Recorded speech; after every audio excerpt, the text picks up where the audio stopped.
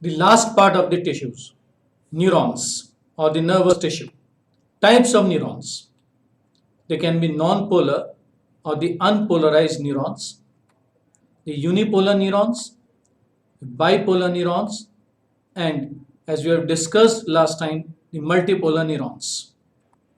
The classification of neurons is based on their structure and function. On the basis of structure, the neurons are of four types. The non-polar or the unpolarized neuron. These neuron contains only cytons. There are no axon, no dendrites. Each neuron bears several branch process. There is no functional difference between the dendrites and axon.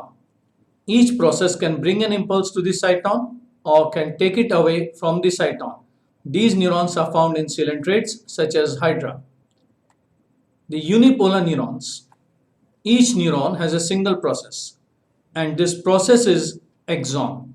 These neurons are found in human embryos. The bipolar neurons, they have two processes. One is axon and one is dendrite. They are found in retina of the eye and olfactory epithelium of the nose. In the adjacent slide, you can see this is a unipolar neuron. It has one cyton and one axon. This is a bipolar neuron consisting of one cyton, one dendrite, and one axon. And this, of course, is a typical multipolar neuron which is present all over the nervous system. It contains one cyton, one axon, and multiple dendrites. The multipolar neuron is a typical neuron. They have several dendrites and an axon, as we have just seen in the diagram. The motor neurons and interneurons mostly are multipolar. They are the most common type of neurons present all over the nervous system. Multipolar neurons occur in the gray matter of the brain and spinal cord. Coming to another classification, that is the classification on the basis of structure. On the basis of structure, the neurons are of three types.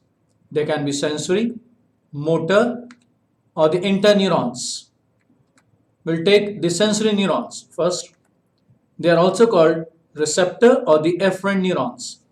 They connect sense organs with the central nervous system, which includes brain and spinal cord.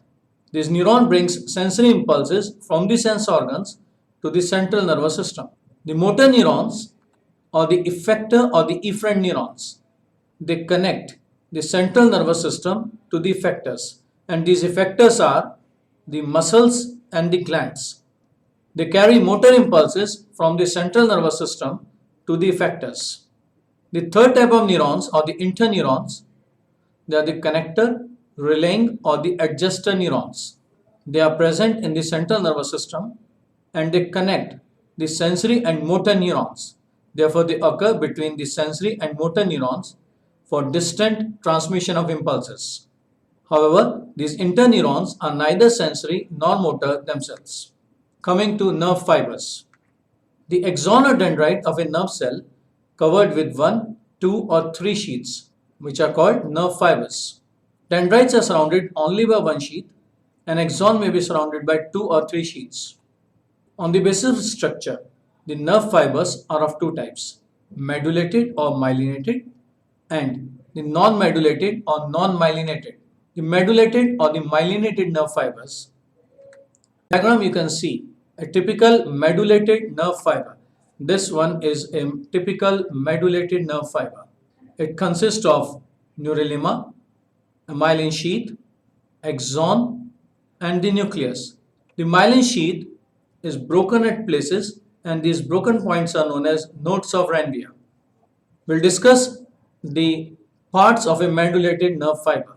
The nerve fibers consist of following parts: axis cylinder, medullary sheath, and neurilemma. Coming to axis cylinder, it is the axon or dendrite of a nerve cell. Its cytoplasm or the neuroplasm or the exoplasm contains longitudinal neurofibrils and mitochondria. The plasma membrane surrounding the axis cylinder is called the exolemma. It helps in conducting the nerve impulse. The medullary sheath, also known as the myelin sheath. The medullary sheath is composed of substance which is called myelin. Myelin contains lipids, proteins, and water. The medullary sheath is continuous around the nerve fibers in the central nervous system, but in the nerve fibers of the peripheral nervous system, it is absent at certain points.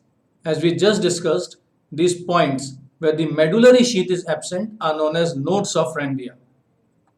The part of the nerve fiber between two successive nodes of Ranvier is called the internode. Each segment of the myelin sheath is formed by one Schwann cell. Therefore, this typical question is often asked in the entrance exam. The cell which forms the myelin sheath are, and the answer will be Schwann cells. The neurilemma or the Schwann cell sheath. Outside the myelin sheath, there is a layer of Schwann cell cytoplasm which is called neurilemma. A single large and flat nucleus is present in the cytoplasm of neurilemma. The neurilemma is a continuous over the nodes of Ranvier also. As stated above, Schwann cells produces the myelin sheath. A thin layer of connective tissue or the areolar connective tissue called the endoneurium covers the neurilemma. Therefore, as we have just discussed, axon is covered over by multiple layers. However, the medullated nerve fibers of the brain and spinal cord lacks neurilemma. Due to lack of neurilemma, the nerve fibers of the brain and spinal cord do not regenerate after injury. This is a very important point and a very frequently asked question, that due to lack of neurilemma, the nerve fibers of the brain and spinal cord do not regenerate after injury. These fibers have an incomplete covering of neuroglial cells which produces the myelin sheath. The medullated nerve fibers are found in the white matter of the brain and spinal cord and in the cranial and spinal nerves. When an impulse travels along a medullated nerve fiber, it does not proceed uniformly along the length of the axis slender, but it jumps from one node of Ranvier to the other. This makes the speed of the impulse fast, and this is called the saltatory conduction of impulse. Therefore, the conduction of impulse is faster in medullated nerve fibers as compared to non-medullated nerve fibers. Coming to the non-medullated or the non-myelinated nerve fiber. A non-medullated nerve fiber consists of an axis cylinder surrounded by neurilemma and connective tissue. The nuclei causes swelling along the fibers. The non-medullated nerve fibers forms grey matter. These fibers do not have nodes of Ranvier and internodes. They also lack collateral fibers. The non-medullated nerve fibers are found in autonomic nerves. They conduct nerve impulses much slower than the medullated nerve fibers. On the basis of function, the nerve fibers are of two types: the afferent or the sensory fibers and the efferent or the motor fibers. The afferent or the sensory fibers, they carry impulse from the sense organs to the central nervous system, whereas the efferent or the motor nerve fibers, they carry nerve impulse from the central nervous system to the effector organs, and the effector organs are muscles and glands.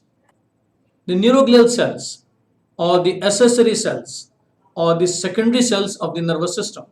These cells were discovered by Rudolf Virchow in 1846. They occur in the central nervous system. Their number is less than neurons.